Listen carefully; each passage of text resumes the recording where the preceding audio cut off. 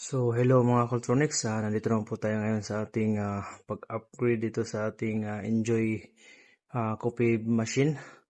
So, ito yung ginagawa natin ngayon Cultronics. Yan, auto coffee machine. So, ngayon Cultronics, ang ginagawa natin ngayon is pinalitan natin ng coin slot yung nito, yung lumang coin slot dito ng Enjoy. So, yung lumang coin slot nito is dati yung na may nakadikit na 5 pisong luma. So ngayon, ang ginagawa natin is pinalitan natin ng universal Alanoy coin slot.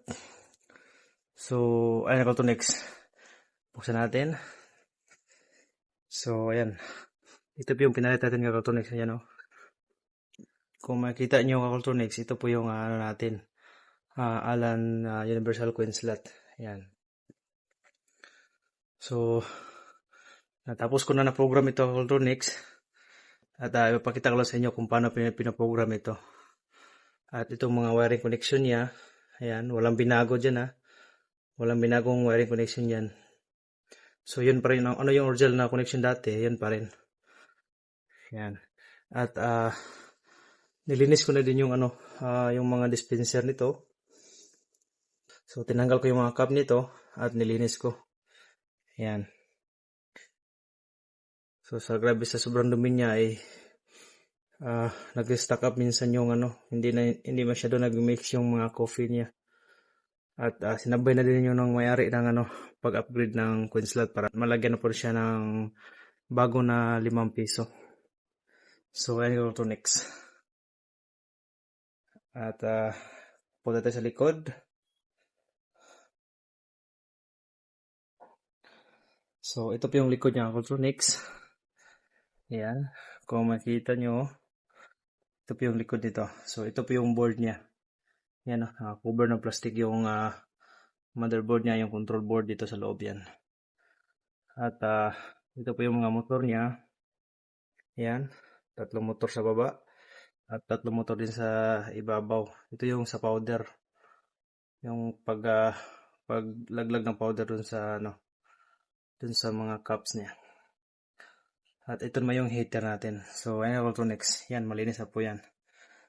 So, nilinis natin para condition ulit yung machine. So, ayan. So, ito po yung mga parts nito Cultronics. Yan, nilagay ko sa planggana. Yan Ito yung mga cups niya. Yan. Yan, 3 yan. Yan, mga nozzle niya. So, yan lahat. Binaklas ko lahat yan. So, pagkita ko sa inyo mamaya pagkatapos mag-assemble niyan. Yung forma niya ulit. So, ayan. So, ngayon Cultronics, ipakita ko ulit sa inyo mamaya yan kung paano ito i-program.